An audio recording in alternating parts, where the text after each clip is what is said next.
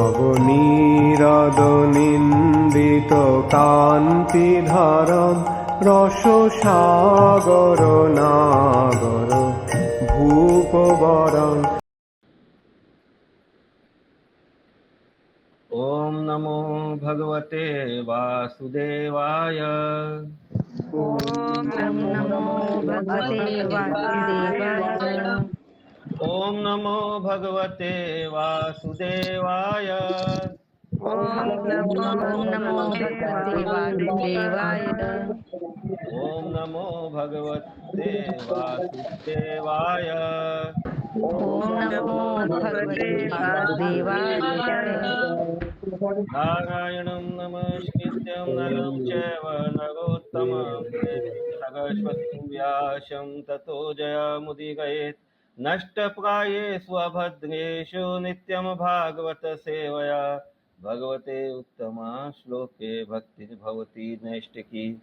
कृष्णाय वासुदेवाय देवकी नंदनाय च नन्दगोपकुमाराय गोविन्दाय नमो नमः।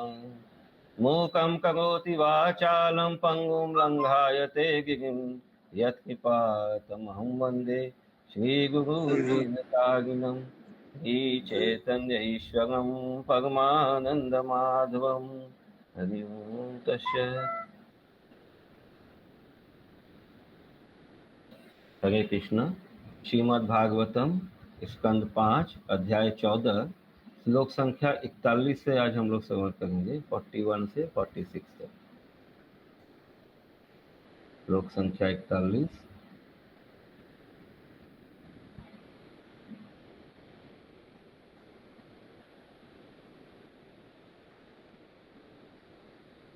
कम अवल्लिम अवलंब्य तत्तापद कर्म वल्लभ्ययं ततःपद।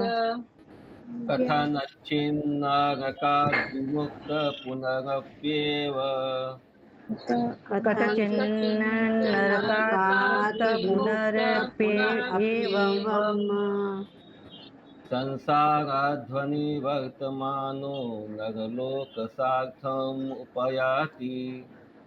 संसारध्वनि वर्तमानो लोकसार्थमुपयाति। एवं उपरि गतोऽपि एवं उपरि गतोऽपि। अनुवाद। सकाम कर्म रूपी लता की शरण स्वीकार कर लेने पर बद्ध जीव अपने पवित्र कार्यों के फलस्वरूप स्वर्ग लोक को प्राप्त हो सकता है, और इस प्रकार नारकीय स्थिति से तो उसे मुक्ति मिल जाती है, किंतु वह दुर्भाग्यवश वहां नहीं रह पाता। अपने पवित्र कार्यों का फल भोगने के पश्चात उसे निम्न लोकों में लौटना पड़ता है। इस प्रकार वह निरंतर ऊपर और नीचे आता जाता रहता है। तात्पर्य: इस प्रसंग में श्री चैतन्य महाप्रभु ने कहा है, ब्रह्मांड भ्रमिते कौन भाग्यवान जीव, गुरु कृष्ण प्रसादे पाए भक्ति लता बीज। सृष्टि से लेकर प्रलय पर्यंत लाखों वर्षों तक भ्रमण करते रहने पर भी किसी को भौतिक जगत के पथ से तब तक छुटकारा नहीं मिल पाता जब तक उसे किसी विशुद्ध भक्त के चरणारविंद में शरण प्राप्त नहीं हो जाती। जिस प्रकार एक वानर वट वृक्ष की एक शाखा का आश्रय लेता है और सोचता है कि वह आनंद का अनुभव कर रहा है, उसी प्रकार यह बद्ध जीव अपने जीवन के वास्तविक ध्येय को जाने बिना सकाम कर्म रूपी कर्म कांड का आश्रय लेता है। कभी कभी वह इन कार्यों के द्वारा स्वर्ग तक पहुंच जाता है, तो कभी वह फिर से पृथ्वी पर नीचे आ जाता है। श्री चैतन्य महाप्रभु ने इसका वर्णन ब्रह्मांड भ्रमिते कहकर किया है। किंतु यदि भगवान श्री कृष्ण की कृपा से कोई भाग्यवान जीव गुरु की शरण प्राप्त करता है, तो उसे पूर्ण पुरुषोत्तम भगवान की भक्ति करने की विधि का पता चल जाता है। इस प्रकार वह इस भौतिक जगत में सतत संघर्ष से छूटने की युक्ति जान लेता है। इसीलिए वेदों में यह आदेश है कि मनुष्य को गुरु महाराज की शरण में जाना चाहिए। वेदों की घोषणा है, तद्विज्ञानार्थम स गुरुमेव अभिगच्छेत। मुंडक उपनिषद 1.2.12 इसी प्रकार श्रीमद् भगवत गीता 4.34 में पूर्ण पुरुषोत्तम भगवान का उपदेश है, तद्विद्धि प्रणिपातेन परिप्रश्नेन सेवया उपदेशन्ति तद्ज्ञानम ज्ञानिना तत्वदर्शिना। सद्गुरु के शरणागत होकर सत्य सीखने का प्रयास करो, उनसे विनम्र भाव से जिज्ञासा करो और उनकी सेवा करो। वे तत्व को जानने वाले आत्मज्ञानी महापुरुष तेरे लिए ज्ञान का उपदेश करेंगे। श्रीमद् भागवतम 11.3.21 में इसी प्रकार का उपदेश है। तस्माद् गुरुं प्रपद्येत जिज्ञासु श्रेय उत्तमं शाब्दे परे च निष्णातं ब्रह्मण्यो अपक्षमा आश्रयम्। सच्चा सुख प्राप्त करने के आकांक्षी व्यक्ति को चाहिए कि वह प्रामाणिक गुरु की खोज करे और दीक्षा के लिए उनकी शरण ग्रहण करे। उसके गुरु में यह विशेषता होनी चाहिए कि उन्होंने धर्म ग्रंथों के सार को सावधानी पूर्वक अनुभव कर लिया हो और वे अन्य लोगों को भी इसकी प्रतीति करा सकें। ऐसे महान पुरुष जिन्होंने समस्त भौतिक विचारों को त्याग कर परमेश्वर की शरण प्राप्त कर ली है, प्रामाणिक गुरु माने जाने चाहिए। इसी प्रकार भगवान महान वैष्णव श्रील विश्वनाथ चक्रवर्ती ठाकुर का उपदेश है, यस्य प्रसादात भगवतः प्रसादः। गुरु की कृपा से श्री कृष्ण की कृपा प्राप्त होती है। श्री चैतन्य महाप्रभु ने भी यही उपदेश दिया है, गुरु कृष्ण प्रसादे पाए भक्ति लता बीज। यह आवश्यक है। मनुष्य को चाहिए कि वह कृष्ण भावनामृत तक आए और शुद्ध भक्त की शरण में जाए। इस प्रकार से भव बंधन से छुटकारा पाया जा सकता है। हरे कृष्ण। हरे कृष्ण।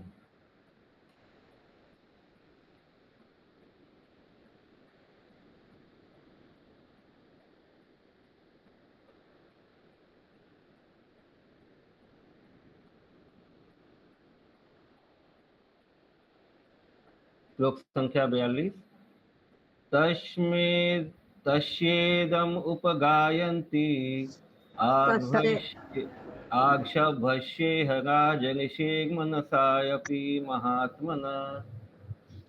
तस्मेन तु जायन्ति आसभसे से राजसे मनसापि महात्मना। नानुवक्तुमर्हति नृपो मक्षि एव गरुत्मतः। नानुवर्तमर्हति नृपो मतिकेव गरुत्मतः। अनुवाद।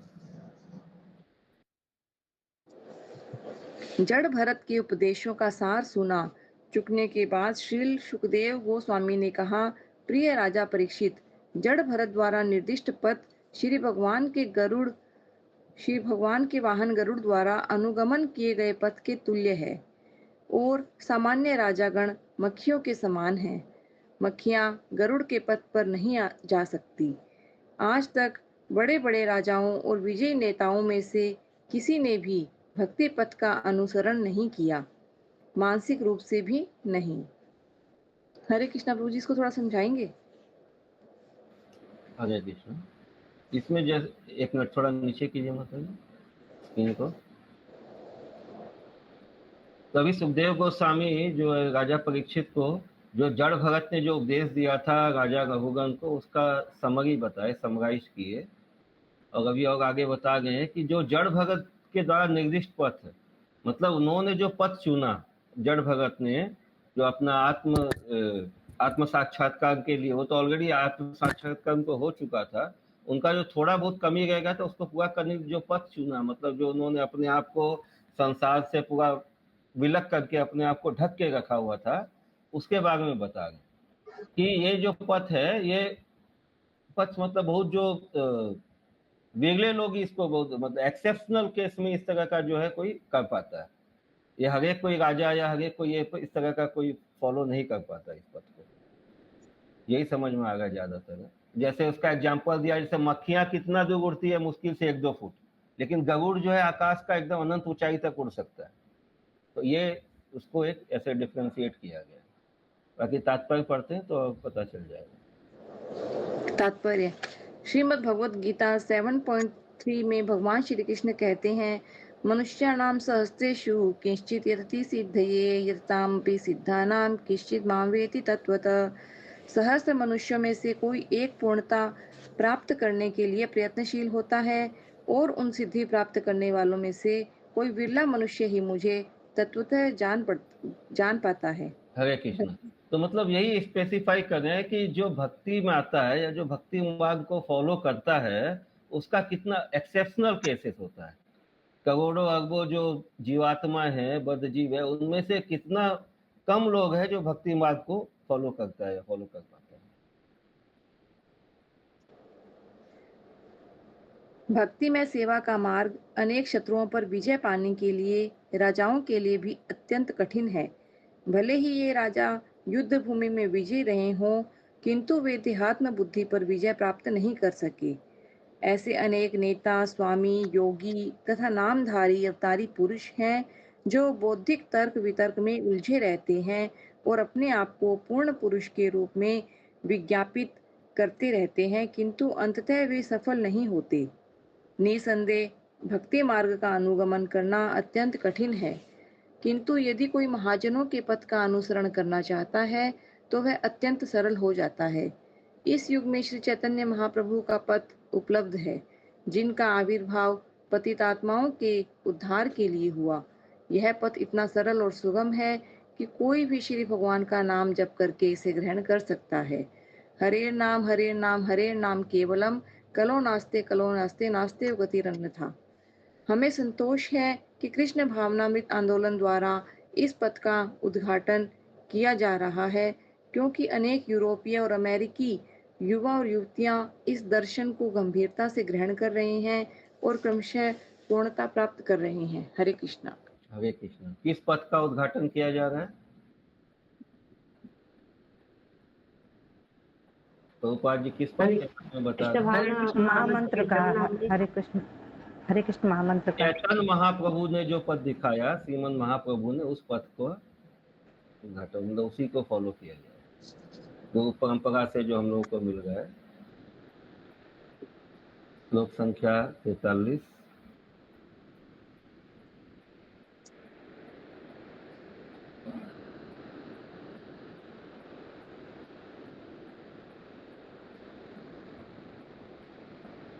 यो दुष्टया जान दाग सुतां सुहृद राजम हृदय स्पर्श यो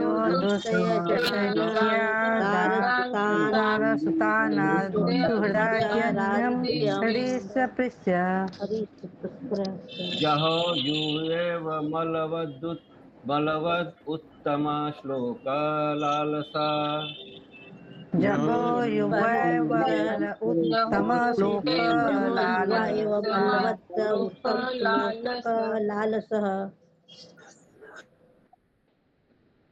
अनुवाद।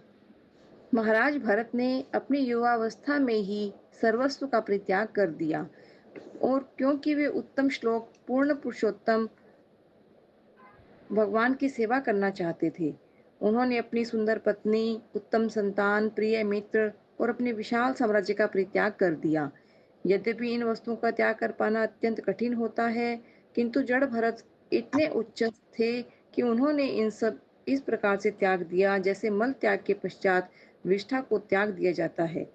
भरत महाराज तो ऐसे ये महान राजा जड़ भरत का जो पिछला जन्म था, जिसमें वो भरत महाराज थे, बाद में वो सब कुछ त्याग के वो साधु बन गए, फिर बाद में मृग के उसमें मृग शावक के मुंह में फंस गए, उसके बारे में बताया जा रहा है। आगे तात्पर्य। परमेश्वर का नाम श्री कृष्ण है, और क्योंकि वे इतने आकर्षक हैं कि उनके लिए शुद्ध भक्त इस भौतिक जगत की प्रत्येक वस्तु का परित्याग कर सकता है।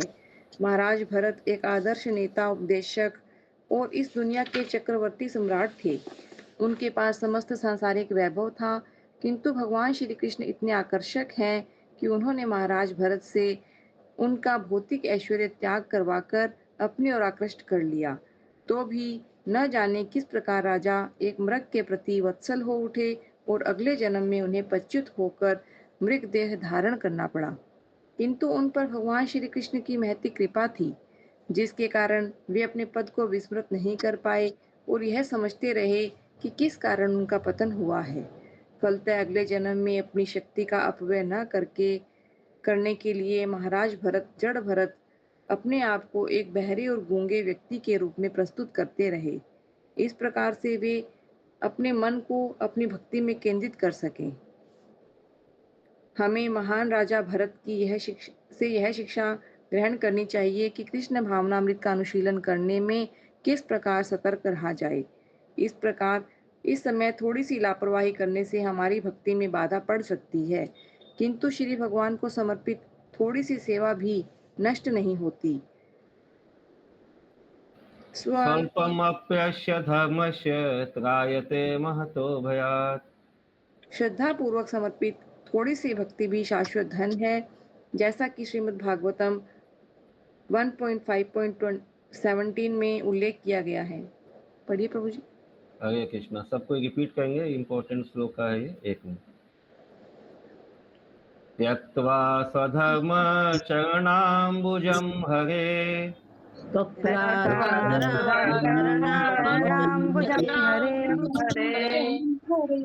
भजन् अपकोऽथ पते तत्तो यदि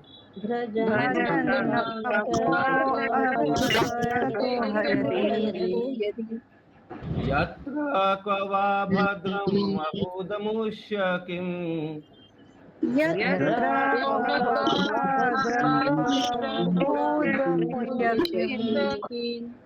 को वार्तरातो भजतां स्वधर्मतः।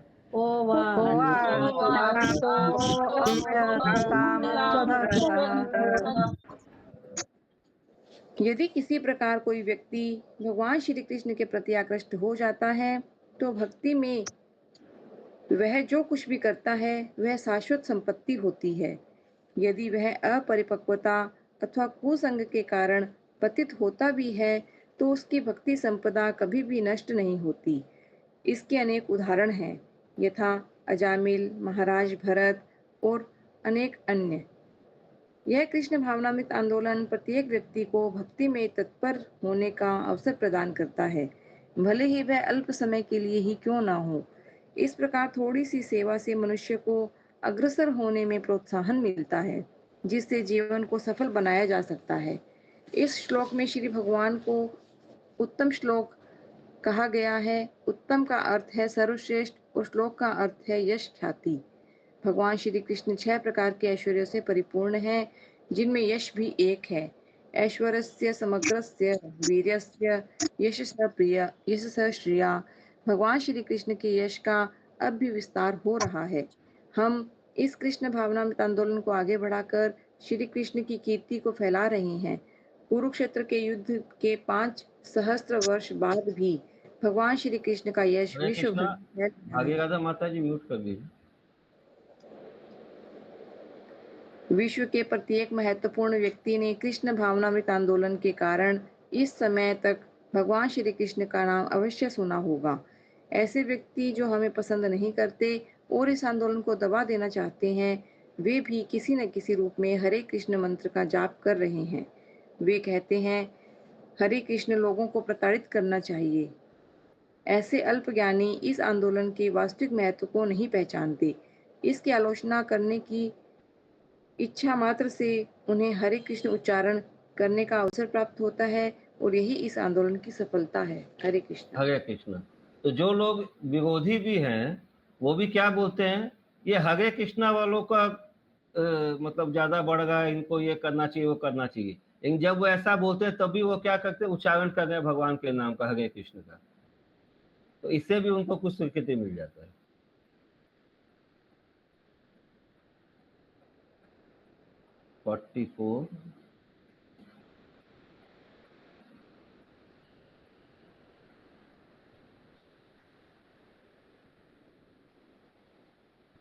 यो दुष्ट्यजाञ्छितिषुत स्वजनार्थदारान् प्रार्थ्याम्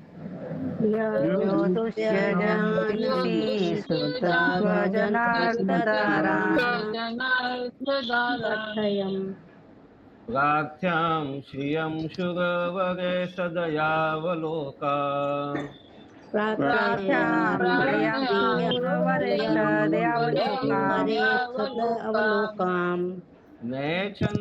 नृपस्तदुचितं महतां मधुत्वेत्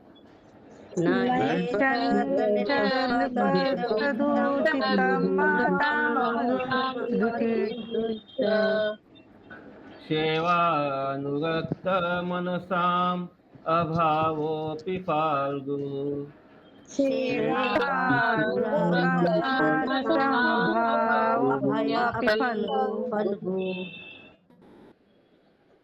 अनुवाद। श्री सुखदेव गोस्वामी ने आगे कहा, हे राजन, भरत महाराज के कार्य आश्चर्यजनक हैं।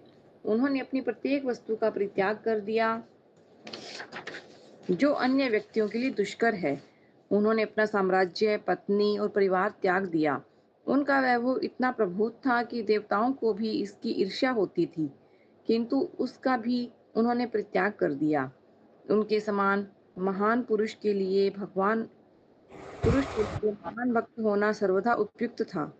वे प्रत्येक वस्तु का परित्याग कर सके क्योंकि वे पूर्ण पुरुषोत्तम भगवान श्री कृष्ण के सौंदर्य, ऐश्वर्य, यश, ज्ञान, शक्ति और त्याग के प्रति अत्यंत आकर्षित हुए थे। भगवान श्री कृष्ण इतने आकर्षक हैं कि उनके लिए मनुष्य समस्त इष्ट वस्तुओं का परित्याग कर सकता है। जिनके चित्त श्री भगवान की सेवा के प्रति आकृष्ट होते हैं, वे मुक्ति को भी तुच्छ मानते हैं।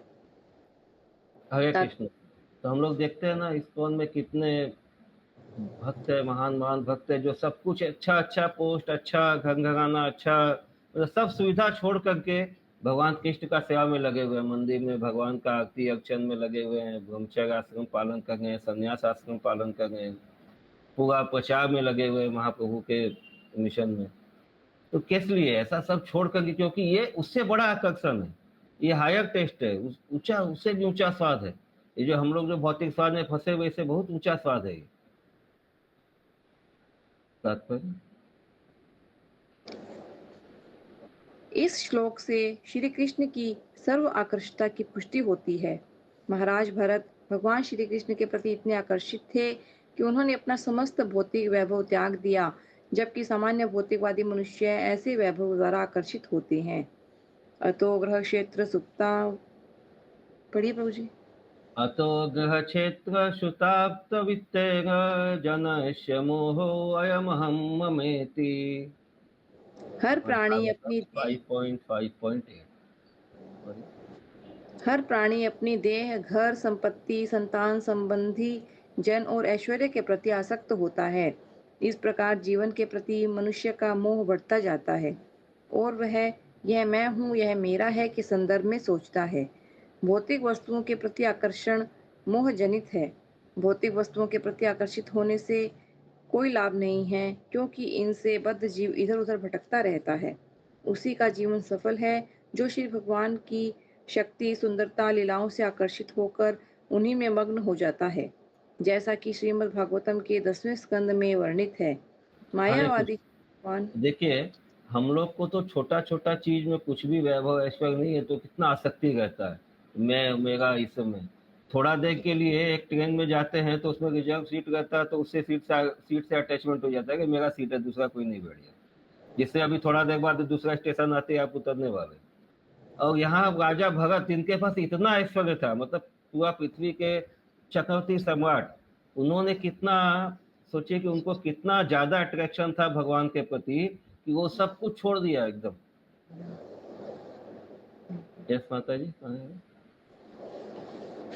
मायावादी श्री भगवान के साथ तदाकार होना चाहते हैं, किंतु भगवान श्री कृष्ण तदाकार होने की इच्छा से कहीं अधिक आकर्षक हैं। क्या फर्क है दोनों में पता है? मायावादी जो सोचते हैं भगवान के साथ तदाकार होना, मतलब उनके ब्रह्म ज्योति में विलीन हो जाना, और दूसरा जो भक्त लोग सोचता है कि भगवान के साथ आदान प्रदान करना। कौन बोलेगा? हाथ उठाइए सर। प्रभु जी क्या पूछे? फिर से एक बात पूछिए, ध्यान नहीं दे पाए। हरे कृष्ण। मायावादी लोग जो बोलते हैं कि भगवान के साथ तदाकार होना, मतलब वो बोलते हैं कि ब्रह्म में मिल जाएंगे हम लोग, उनका कंसेप्ट है हम लोग ब्रह्म में मिल जाएंगे, ब्रह्म ज्योति में विलीन हो जाएंगे। और भक्त लोग बोलते हैं कि हम लोग भगवान के धाम में जाएंगे, उनके सामने साक्षात्कार करेंगे, उनका सेवा करेंगे। तो इस दोनों में फर्क क्या है, बेसिक कंसेप्ट का फर्क क्या है? ये शशि माता जी बोलिए पहले। प्रभु जी, भगवान की सेवा करने में जो आनंद है वो तदाकार होने में थोड़ी नहीं वो आनंद है।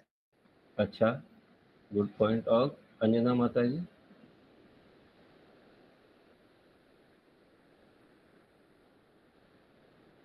कोई कोई रस नहीं है। हम्म, ठीक है, गुड। तीसरा? प्रभु जी यही मेरा भी आंसर था कि जो ब्रह्म में विलीन हो जाएगा तो उसको कुछ भी नहीं मिलेगा, वहां तक करोड़ों साल उसी में भटकता रहेगा ना, कुछ भी उसको आनंद नहीं आएगा। और भगवान के साथ आदान प्रदान होगा, आनंद आएगा उनके साथ रहने का। तो विलीन होने में आनंद क्यों नहीं आएगा? सभी तो शांति चाहता है।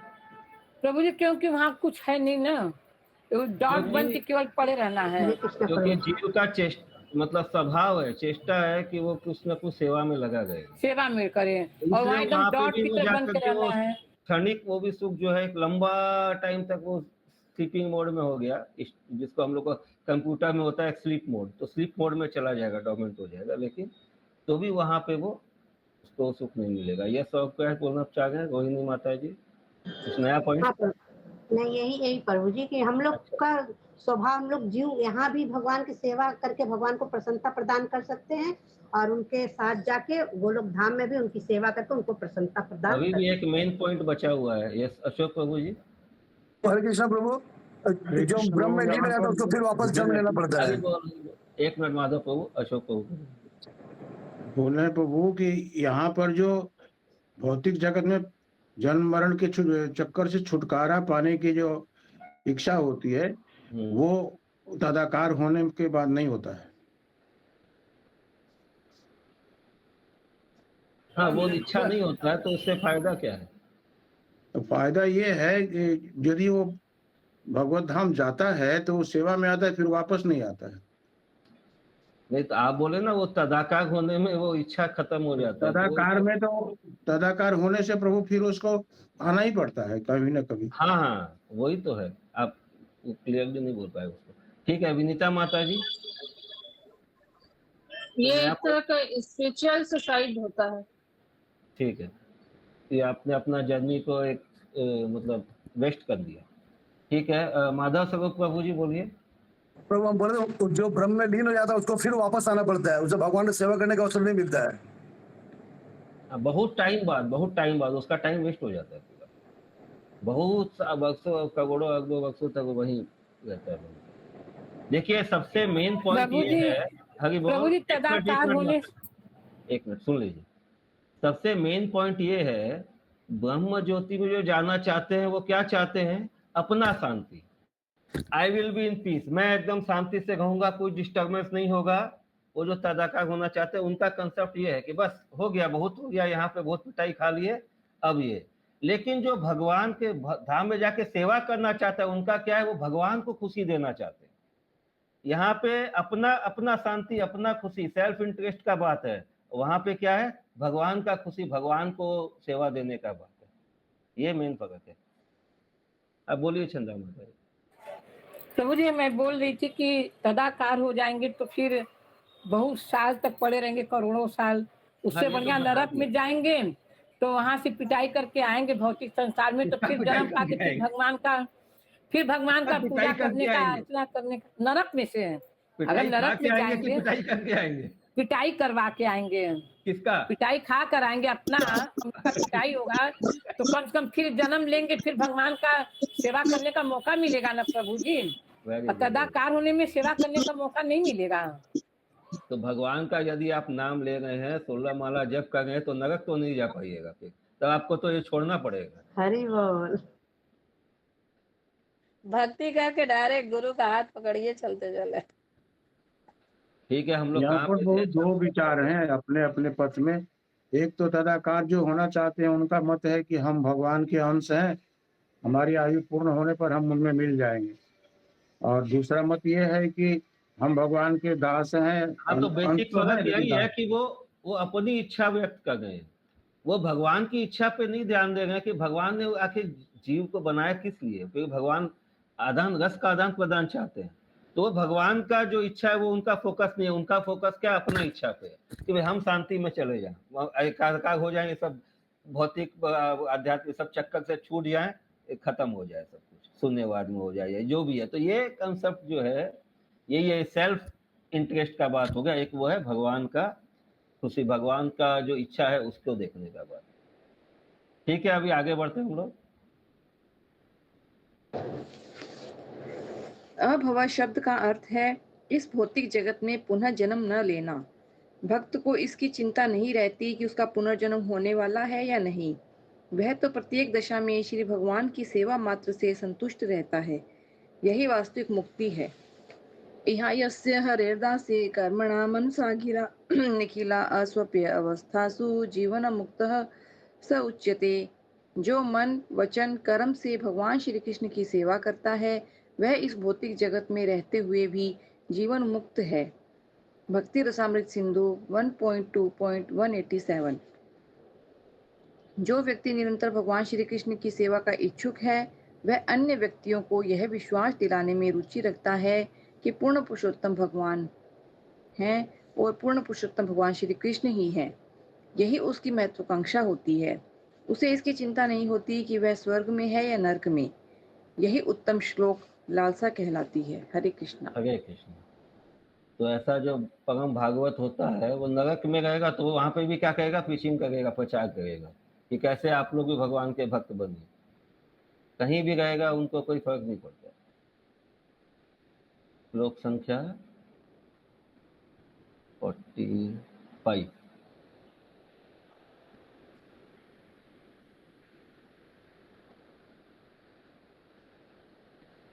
यज्ञाय धर्मपतये विधिने पुनाय यज्ञाय धर्मपतये विधिने पुनाय योगाय शांच शिरसे प्रकृतेश्वराय योगाय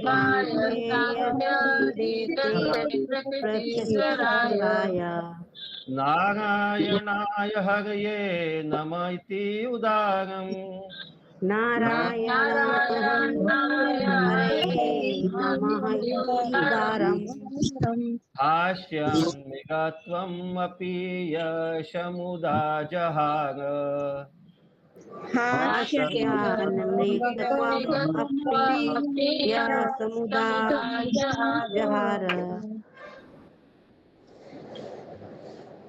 मृग देह धारण करने पर भी महाराज भरत ने पूर्ण पुरुषोत्तम भगवान को विस्मृत नहीं किया। अतः जब वे मृग देह छोड़ने लगे तो उन्होंने उच्च स्वर में यह प्रार्थना की, पूर्ण पुरुषोत्तम भगवान साक्षात यज्ञ पुरुष हैं। वे अनुष्ठानों का फल देने वाले हैं। वे धर्म के रक्षक, साक्षात योग स्वरूप, सर्व ज्ञान स्त्रोत्र, सांख्य के प्रतिपाद्य, संपूर्ण सृष्टि के नियामक और प्रत्येक जीवात्मा के परमात्मा हैं। वे सुंदर और आकर्षक हैं। मैं उनको नमस्कार करते हुए यह देह त्याग कर रहा हूँ और आशा करता हूँ कि उनकी दिव्य सेवा में अहर्निश संलग्न रहूंगा। यह कहकर महाराज भरत ने अपना शरीर त्याग दिया। तात्पर्य: सभी वेद, कर्म, ज्ञान तथा योग को सकाम कर्म, मनोधर्मी ज्ञान तथा योग को भली भांति माता जी ये फिर से पढ़िए अनुवाद, सबको वो ध्यान से सुनिए इसको। महाराज भगत जो प्रार्थना किए थे अपना पहला जन्म में मृत्यु के समय। मृग देह धारण करने पर भी महाराज भरत ने पूर्ण पुरुषोत्तम भगवान को विस्मृत नहीं किया। अतः जब वे मृग देह छोड़ने लगे तो उन्होंने उच्च स्वर से यह प्रार्थना की, पूर्ण पुरुषोत्तम भगवान साक्षात यज्ञ पुरुष हैं। वे अनुष्ठानों का फल देने वाले हैं। वे धर्म के रक्षक, साक्षात योग स्वरूप, सर्व ज्ञान स्त्रोत्र, सांख्य के प्रतिपाद्य, संपूर्ण सृष्टि के नियामक और प्रत्येक जीवात्मा में स्थित परमात्मा हैं। वे सुंदर और आकर्षक हैं। मैं उनको नमस्कार करते हुए यह देह त्याग कर रहा हूँ और आशा करता हूँ कि उनकी दिव्य सेवा में अहर्निश संलग्न रहूंगा। यह कहकर महाराज भरत ने अपना शरीर त्याग दिया। हरे कृष्णा। चंदा माता जी बोलिए। प्रभु जी जब मृत देह में थे तो कैसे ये बोल पाए? मृग देह में नहीं, उसके पहले जब अच्छा राजा भगत थे उस समय का बात है। अच्छा अच्छा।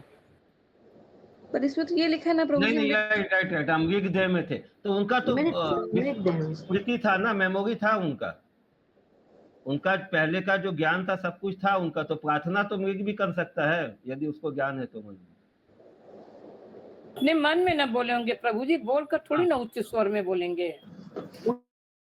इसमें तो लिखा है। जोर से भी बोलेंगे तो वो भी भाषा तो कौन बोलता सी है, उनका भी भाषा होता है, आपको हमको नहीं समझ में आता है तो क्या? हाँ हाँ हाँ, ये बात है। भगवान को सभी का भाषा समझ में आता है। भगवान प्रभु जी समझ गया। হরে কৃষ্ণ প্রভু। প্রভু মাতা। এখানে লেখা আছে সাক্ষাৎ অষ্টাঙ্গ যোগমূর্তি মানে नहीं, भगवान तो योगेश्वर, श्री कृष्ण के योगेश्वर बोला जाए तो वही जो ना के अष्टांग योग मुक्ति भगवान के ओ माने संबोधन करा होच्छे योग मुक्ति আচ্ছা कृष्ण के।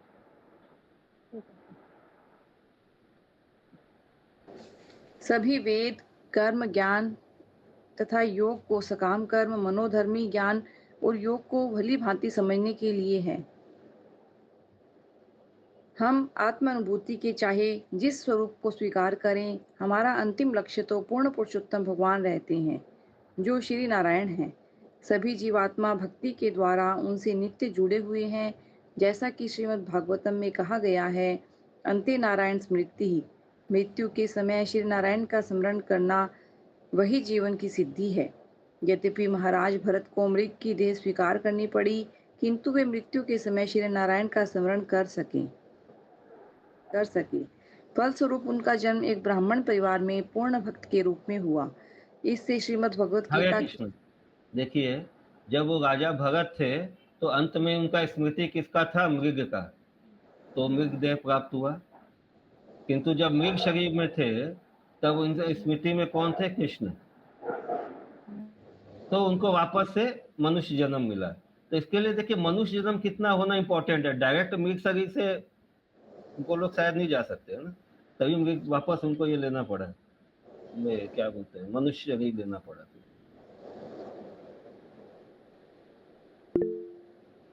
जी माता जी। इससे श्रीमद् भगवत गीता। हरे कृष्णा प्रभु। माता जी, हाँ बोलिए।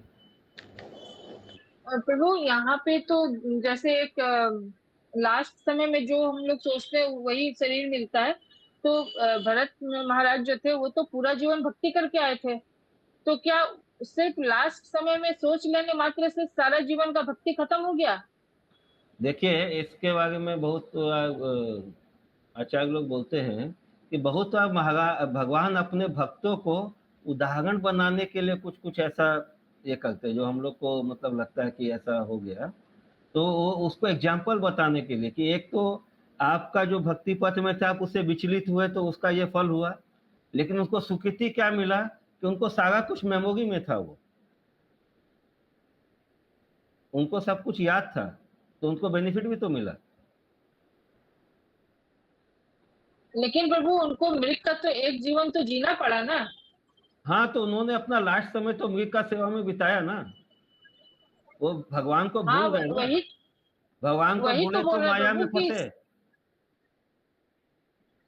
हाँ बोलिए। अच्छा, माया में फंसने की वजह से ना।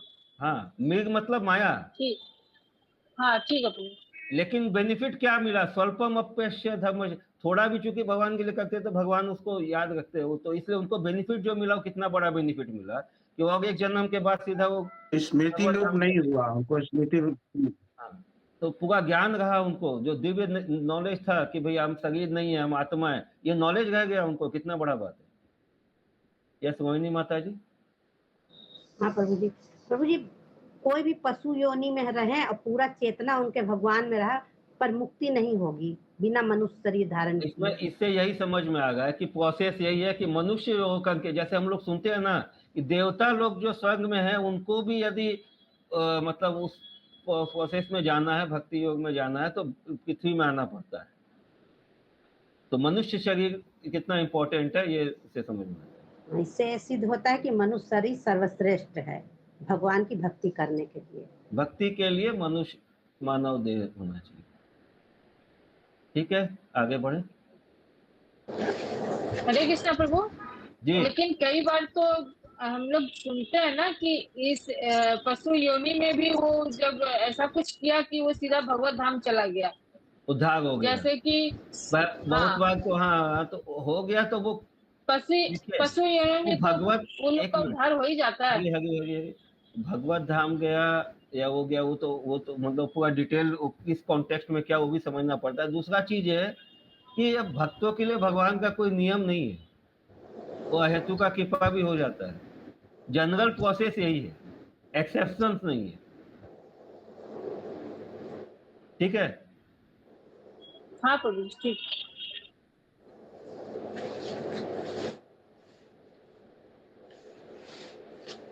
पढ़े प्रभु जी। इससे श्रीमद् भगवत गीता 6.41 के इस कथन की पुष्टि होती है, शुचीनाम श्रीमतांगे हे योग भ्रष्टो विजायते। जो आत्म साक्षात्कार के पथ से नीचे आ जाता है वह ब्राह्मणों अथवा सदाचारी धनवानों के घर में जन्म लेता है। यद्यपि महाराज भरत का जन्म राजकुल में हुआ था, किंतु असावधान रहने के कारण उन्हें मृग के रूप में जन्म लेना पड़ा। किंतु मृग देह धारण करने पर वे अत्यंत सचेष्ट रहे, जिससे उनका जन्म एक ब्राह्मण परिवार में जड़ भरत के रूप में हुआ। इस जन्म में वे आजीवन कृष्ण भक्त रहे और अप्रत्यक्ष रूप से कृष्ण भक्ति के संदेश का प्रचार किया, जिसका प्रारंभ उन्होंने महाराज रघुगण को उपदेश देकर किया। इस प्रसंग में योगाय शब्द अत्यंत महत्वपूर्ण है, जैसा कि श्रील माधवाचार्य ने बताया है। अष्टांग योग का प्रयोजन पूर्ण पुरुषोत्तम भगवान के साथ अपने आप को जोड़ना है। इसका लक्ष्य भौतिक सिद्धियों का प्रदर्शन करना नहीं है। हरे कृष्ण। हरे कृष्ण। तो सभी यौगिक सिद्धियों का मुख्य लक्ष्य क्या है? अष्टांग योग का मुख्य लक्ष्य क्या है? अपने आप को भगवान से जोड़ना, अपना भौतिक उसका जो भौतिक उपलब्धि है उसको उसमें फंसने का नहीं। श्लोक संख्या 46। आज थोड़ा सा लेट होगा, 10 मिनट। एक ये लास्ट श्लोक है।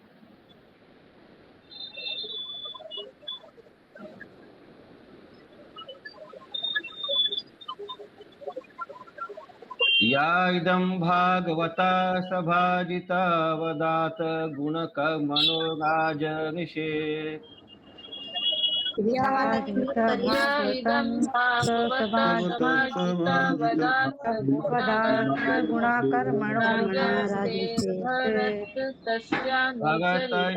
भरतस्यानुचरितं स्वस्य यनमायुष्यशं धन्यं यस्य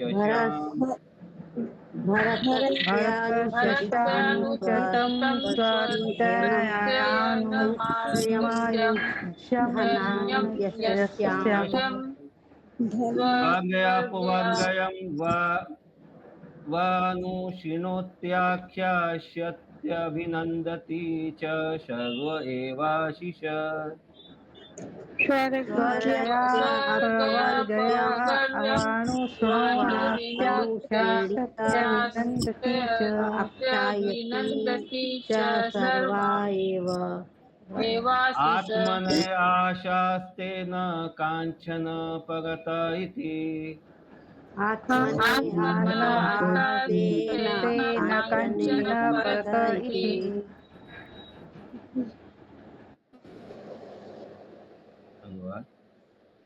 श्रवण तथा कीर्तन के अनुरागी भक्त नियमित रूप से भरत महाराज के शुद्ध गुणों की विवेचना और उनके कर्मों की प्रशंसा करते हैं। यदि कोई विनीत भाव से सर्व कल्याण में महाराज भरत के विषय में श्रवण और कीर्तन करता है तो उसकी आयु और सांसारिक वैभव में वृद्धि होती है। वह अत्यंत प्रसिद्ध हो सकता है और सरलता से स्वर्ग अथवा श्री भगवान में एकाकार होकर मुक्ति प्राप्त कर सकता है। महाराज भरत के कर्मों के श्रवण कीर्तन और स्तवन मात्र से मनोवांछित फल मिलता है। इस प्रकार मनुष्य की समस्त भौतिक और आध्यात्मिक आकांक्षाओं की पूर्ति होती है। इन वस्तुओं के लिए और किसी से मांगने की आवश्यकता नहीं रह जाती, क्योंकि महाराज भरत के जीवन के अध्ययन मात्र से सभी वांछित वस्तुएं प्राप्त हो जाती हैं। तात्पर्य: इस 14वें अध्याय में भौतिक अस्तित्व रूपी हरे कृष्ण ये कथा फल बता गए अभी इसमें। यस बोलिए प्रभु। यहाँ पे जो लाइन है सरलता से स्वर्ग अथवा भगवान वो में एकाकार होकर तात्पर्य में क्लियर हो जाएगा। यहाँ एकाकार का क्या मतलब हुआ? सरलता से भगवान में, एक minute, easily attain promotion to the heavenly planets और attain liberation by merging into the, वो जो भगवान में विलीन हो जाते हैं, वो सायुज्य क्या बोलते हैं उसको? ये तो ठीक नहीं है प्रभु। अरे तो भगवान नहीं में विलीन होना तो हरे कृष्णा, ठीक तो नहीं है, लेकिन वो तो आप भक्ति मार्ग में इसलिए जानते हैं ना। जो भक्ति पथ में है, जो उस भाव से कि जो भगवान से जिनको आदान प्रदान करना है, उनके लिए ये मार्ग ठीक नहीं है। मार्ग तो ये भी है एक, ठीक है। स्वर्ग भी तो बता गए, स्वर्ग तो नहीं बोले आप स्वर्ग ठीक नहीं है, स्वर्ग भी तो दिखा है यहाँ पर। हाँ, स्वर्ग भी तो ठीक नहीं है, लेकिन हाँ। प्रभु ये तो बहुत ही ये है कि तो एकाकार हो ये जाना। आपको आप अभी आ गए हैं, प्रभुपाद के कृपा से आपको ज्ञान हो गया इतना, इसलिए आपको ये अच्छा लगा कि ये खराब है, ये सही है। लेकिन जनरल जो भागवतम जो है उसमें तो और भी चीज डिटेल है ना, तो वो भी है वहाँ पे। ये भी एक मार्ग है, स्वर्ग का भी आकांक्षा वाले तो बहुत लोग रहते हैं। तो ये क्या किसका फल बता रहे हैं? जो महाराज भगत का ये कथा का श्रवण करता है, बोलता है, उसका फल ये है कि इसे तो ये भौतिक चीजें भी मिल जाता है। ये तो भौतिक उपलब्धि है, स्वर्ग भी भौतिक उपलब्धि है, और ये जो मिल जाना, ये तादाद होना, क्या वो बोलते हैं, मर्ज करना अपने।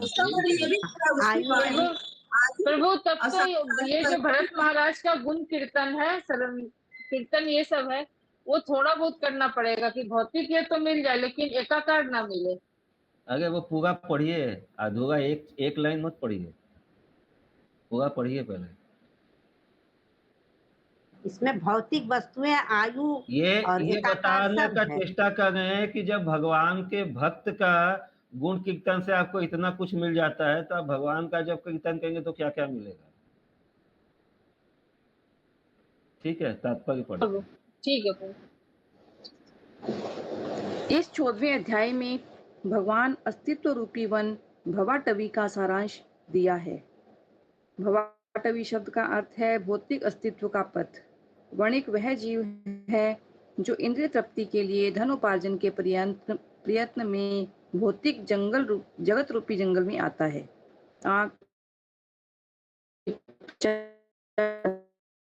छह इंद्रिय माता जी नेटवर्क डिस्टर्ब हो गया थोड़ा। लुटेरे हैं। हरि बोल। आपका नेटवर्क डिस्टर्ब हो गया है, आप या तो एक बार वीडियो बंद कर दीजिए।